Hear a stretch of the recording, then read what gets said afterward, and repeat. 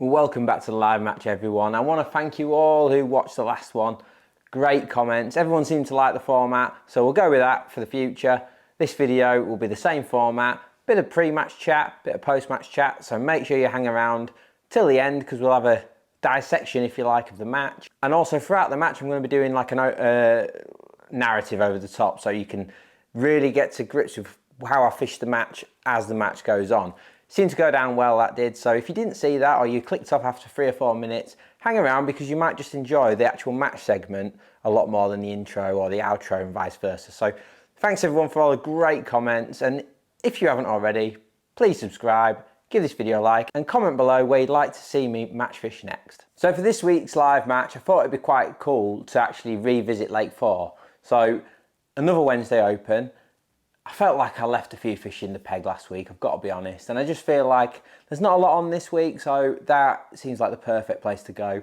There's a few things I want to get out of my head regards rigs, hook lengths, baits, that kind of stuff. So I'm thinking, what better way than to head there again on a Wednesday Open. It already looks like it's filling up nicely, so should be a few on it, and that's where we're going this week, back to Makins for a day on Lake 4. So since we filmed last week, the weather has been crazy. We had that day, obviously it snowed pretty much all match last week.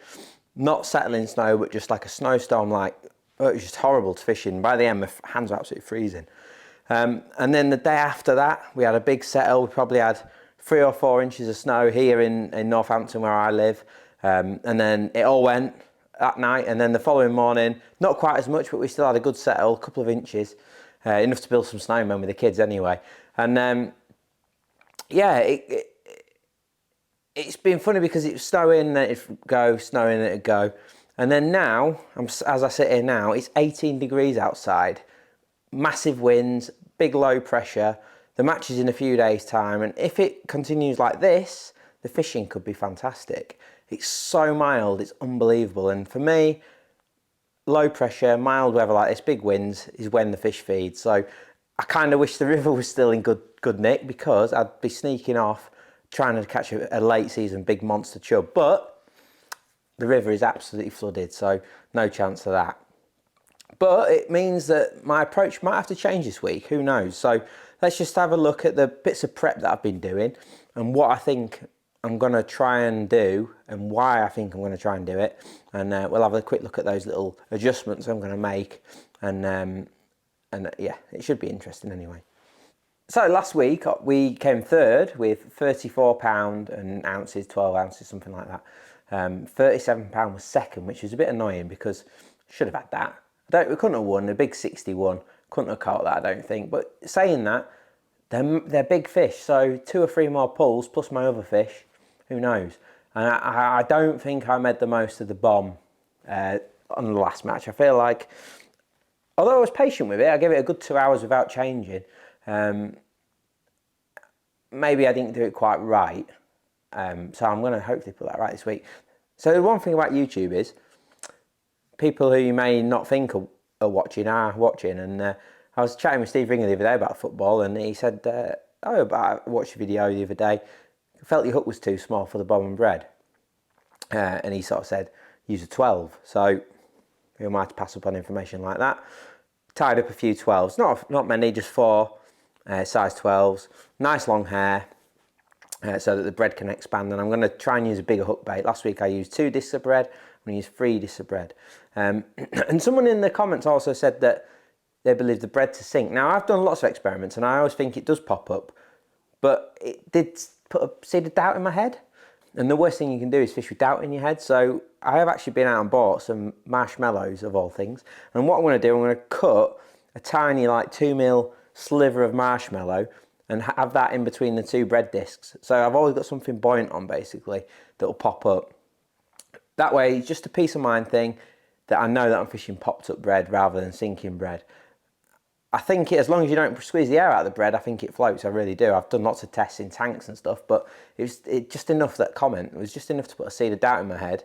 And so I've thought about rectifying that. So I've been to the shop and bought a few marshmallows. You could use a pop-up boilie, you could use whatever you want, but I haven't got any pop-up boilies. And the tackle shop's a little bit of a drive away, so I just went to the Carp and bought some marshmallows, which I think will be spot on actually, because they're nice and soft as well. So as you can probably tell, I'm still full of the big one flu that you always get. So yes, I've done some size 12s on Steve Ringer's recommendation. The second thing that I felt like could be an advantage is a 4x18 float on that long pole pellet line. And one thing that I noticed, especially late on, the fish came right up off the bottom. Even though there wasn't many feeding fish there, the fish that were there were quite high and they were off the bottom. A lot of my bites come as I was flicking the rig in, a lot of bites were coming as I was lifting and dropping. With that in mind, I've tied up, and this may sound ridiculous, I've tied up a 4x18 that is shotted entirely with number 10s, so 10s all the way up it. I used to fish a lot on the New Junction Canal for roach, which is deep water, full top 4 of your pole. And we used to use 0.1s and 0.2 floats with styles all the way down and hang on to it all the way through, watch it down, and it just gets to a point and you get a little dink and there'd be a roach on. And I'm hoping to recreate that a bit with the pellets here. So I've done a 4x18 version, which should give me the stability and also the slow fall. But I've also tied up some 4x10 and 4x12 cypres, again with 11s all the way up. My thinking being that later on in the match, when there's more fish about, rooting around like there was, I feel like when I caught two quite quickly on the long pole, they were on the bottom because I'd been a lot steadier with my bait, I'd been potting my bait in when I wasn't fishing it. I'd slowed everything down and the fish were on the bottom, but when I started fishing it and feeding more, getting more indications, feeding again, I was getting them excited, and what fish were in the swim had come up.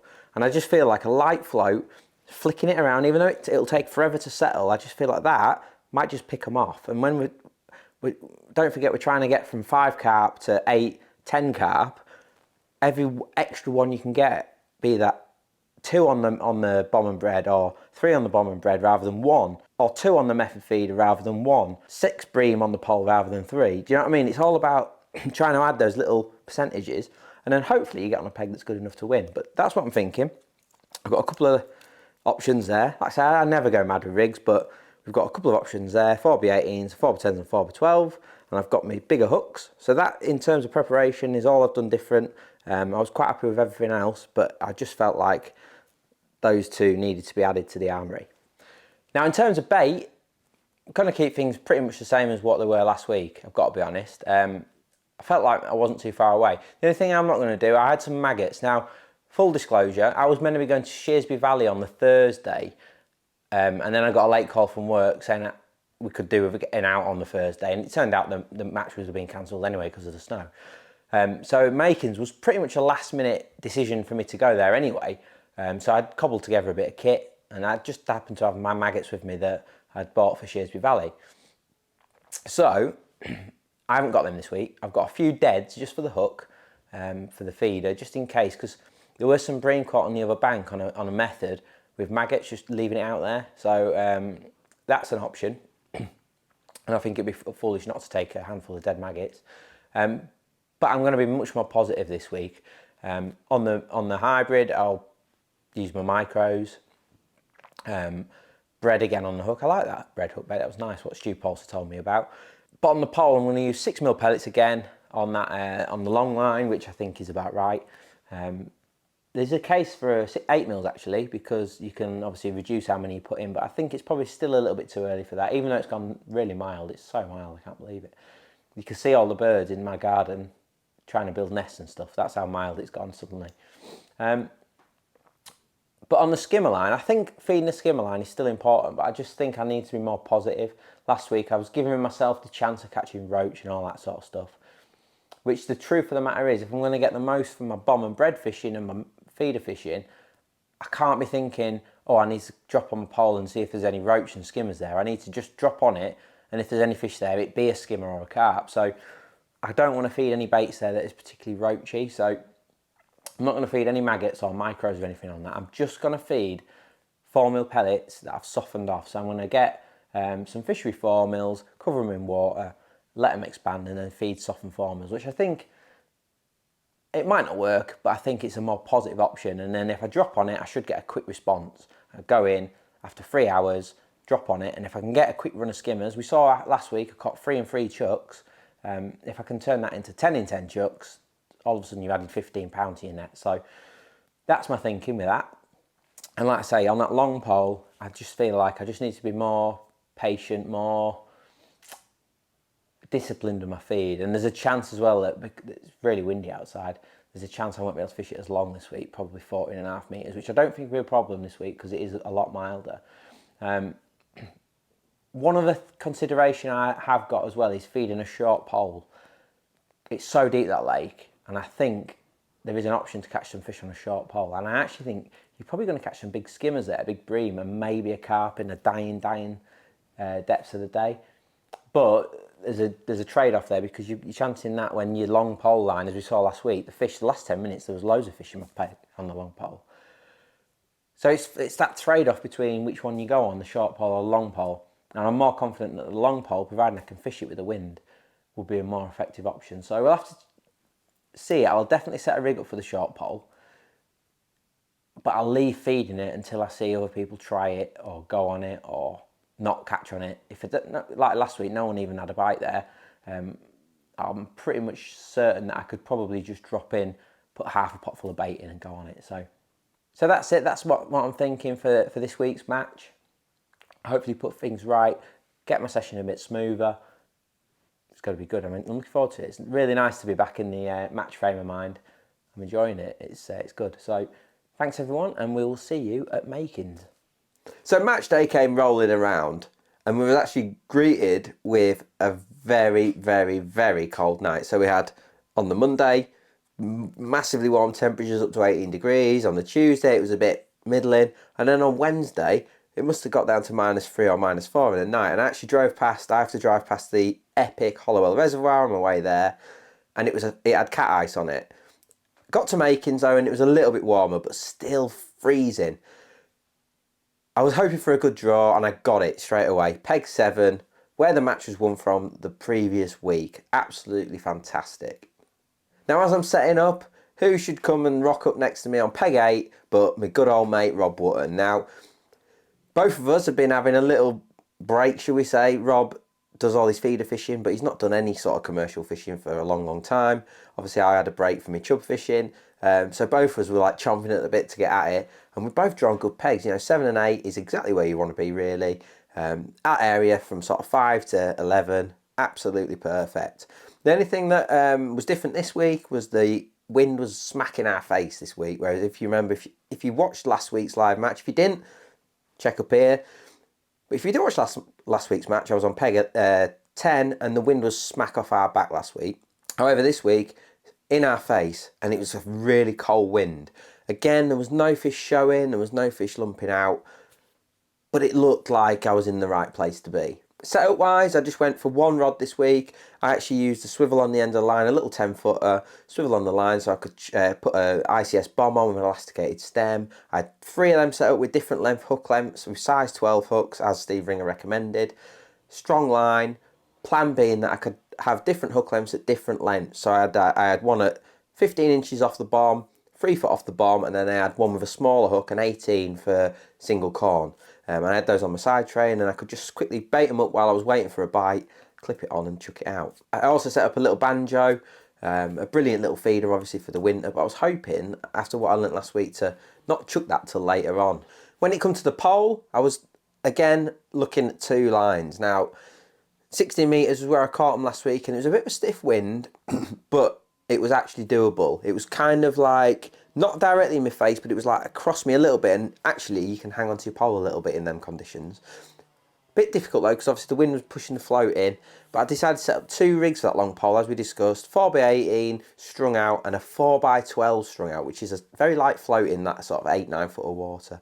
My thinking was that I could flick it out with a long line and just let it fish itself, fall through the water naturally, and then just lift and drop as I'm pinging pellets. So hard pellets on that long pole line, 6mm pellets. That was the plan. On the short pole, I fed it about 11.5 metres, something like that. And I fed softened 4mm and a ball of micros. I was hoping to fish for skimmers there. It was a bit of a, I'll put it in and just see what happens kind of line. So the match kicked off, and pretty much to a man, we all chucked bomb and bread out. So I've like, just before the start, a carp, a great big ghosty, popped his head out about 5 metres off the rope, and I'm like, right, that is exactly where I'm going to start. You can't look a gift horse in the mouth. So I spent my first hour searching that little area. There's a big shadow where I'd seen that ghostie sort of pop his head out. I couldn't really see any bubbles or anything, but it was obvious that that was probably where they were.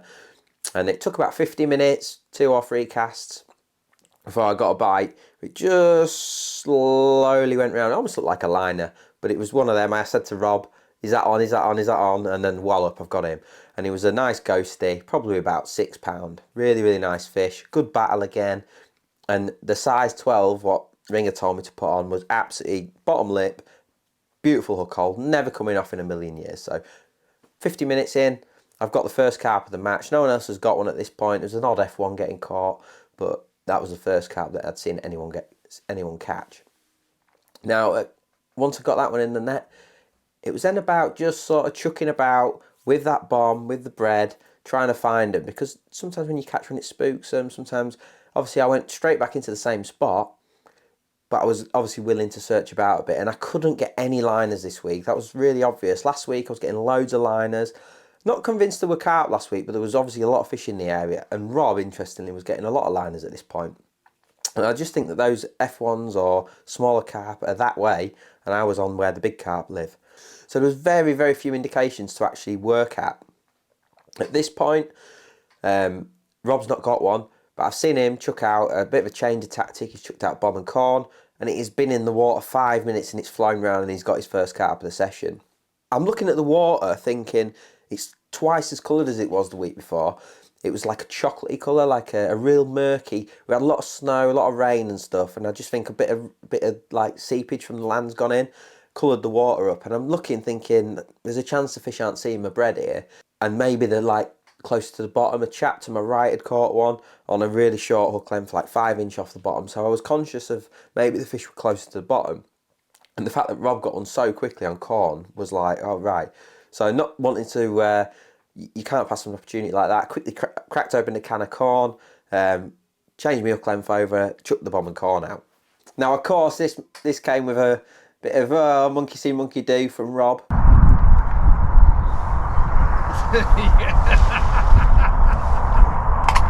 When it's so hard, you've got to use every little bit of information you can get, and the fact that he got such a quick bite on bomb and corn when he'd sat out there on bread for so long without nothing, you just can't ignore that. So chucked that out, chucked it a bit closer to the rope this time, and it was out there for 6 minutes, no indications, nothing, not even a little tap or anything, and it just went straight round, and I got one. It was only a small one, like a 2.5 pounder, brand new fish, beautiful fish, but it was a bite on corn. Now, in the next chuck, something really weird happened.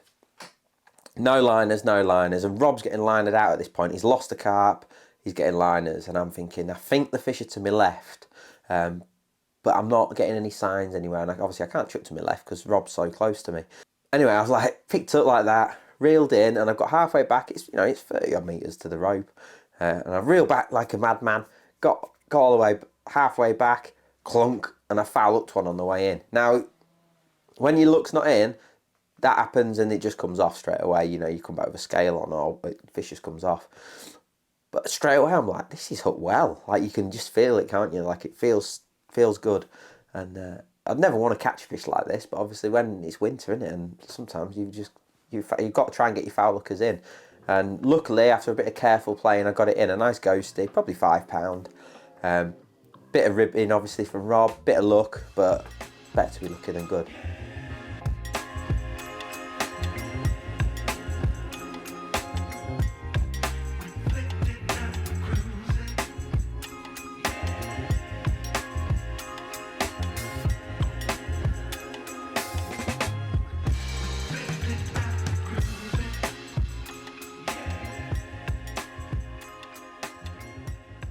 And then my match kind of petered out. Like I say, Rob's tried his short feeder line. He's sort of fed a feeder line at probably 20 metres, something like that.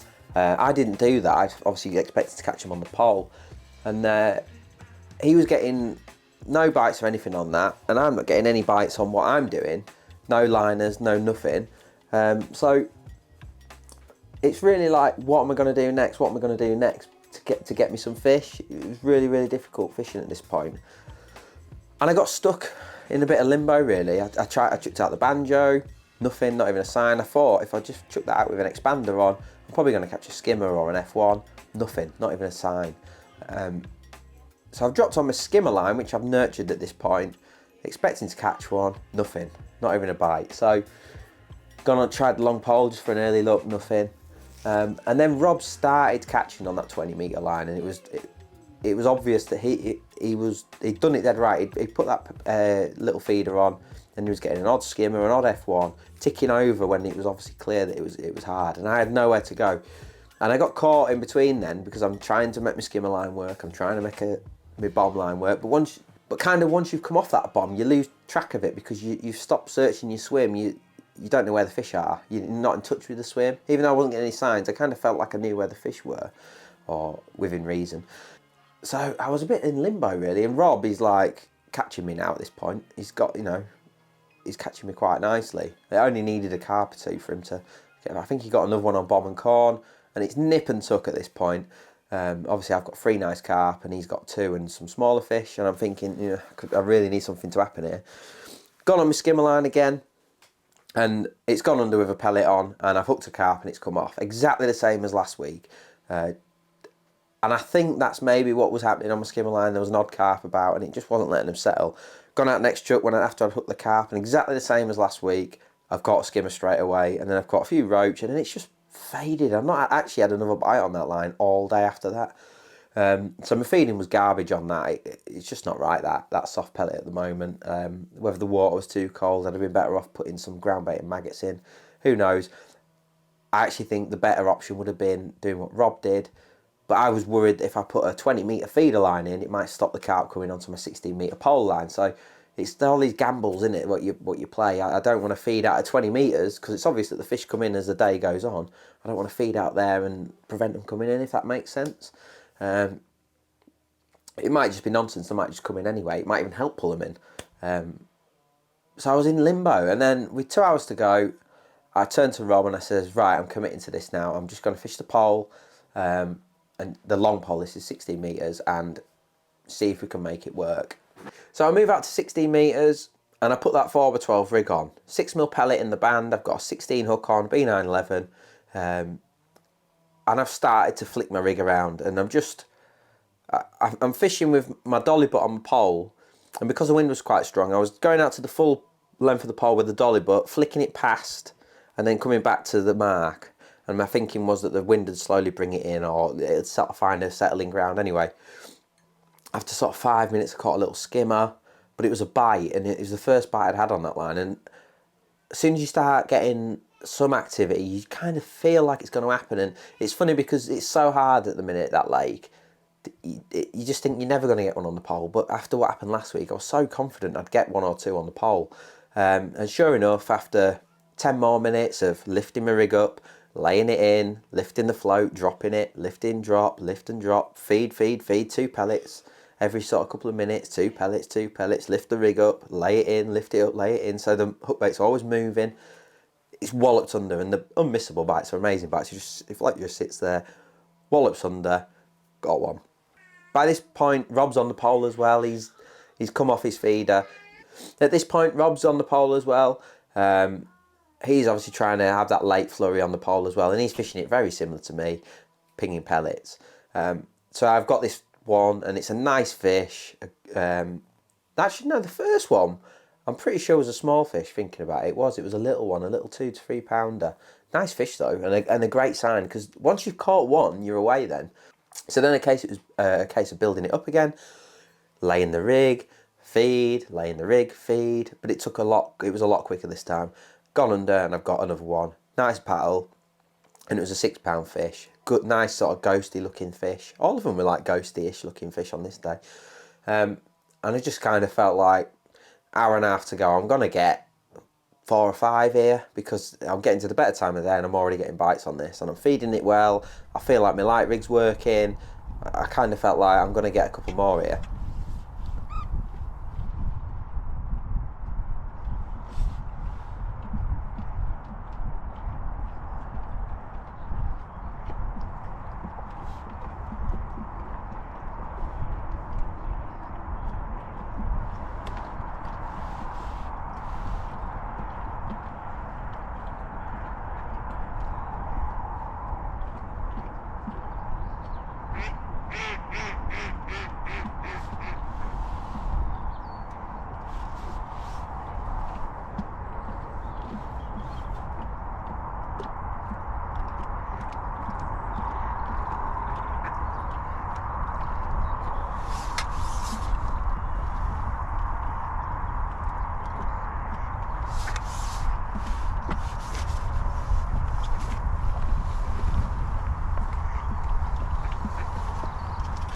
10 minutes later, again, working hard, lifting the rig up, not just sitting there. I'm sure if you just sat and sat and sat, you'd catch one.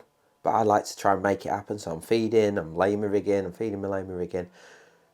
Walloped under and I struck. And you know when you just get a massive head bang, I'm like, oh my God, that's a big one. Big wobble. And he's just slowly gone right. And I've played him. I must have had him on for a good 15 minutes, maybe longer, because you can't rush these fish. It's deep, it's awkward to play them, and it's rock hard. So you've just got to try and get them in, lead them in. There's no scooping at them or anything like that, trying to knock them off. You don't want to make that mistake. Tire them out properly.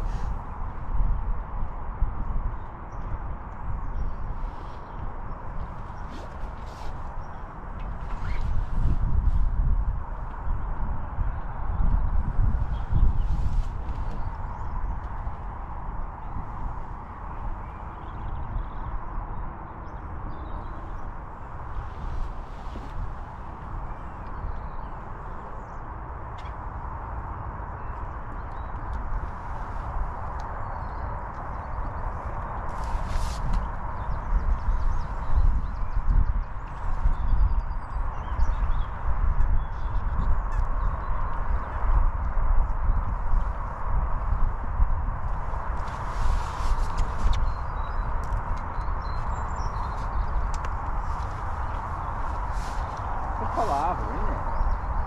It's a palaver, isn't it?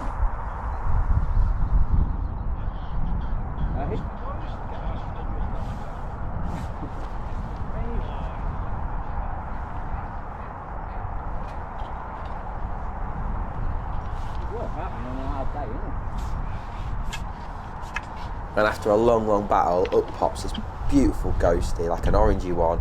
Must have been £10, maybe a touch bigger. Massive bonus on a day like today, and I've still got an hour left at this point. So I'm thinking I'm definitely gonna get another. I said to Rob, so I'll get 2 more here, and he's like, yeah, I think you will.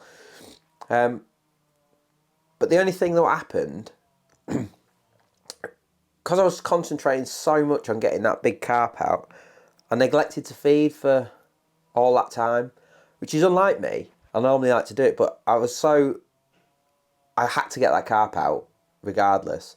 So I just concentrated fully on that. I wasn't even thinking about feeding. I'm thinking, well, I can just pick it up where I left off.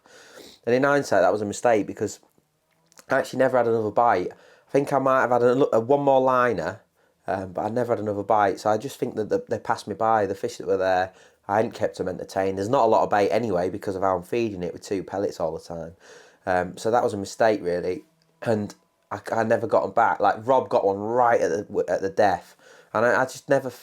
I don't know, it kind of faded away, and I felt like I was going to get 2 more, and I never even had the signs really that I was going to get another one. So that was a bit frustrating, and my match kind of went to a bit of a whimper after such a promising 4th hour. That was it. That was the all out. Rob got one on the whistle, and I was convinced he had £37, £38, and I had myself clipped at £32. So I was convinced Rob beat me. Well done, Rob.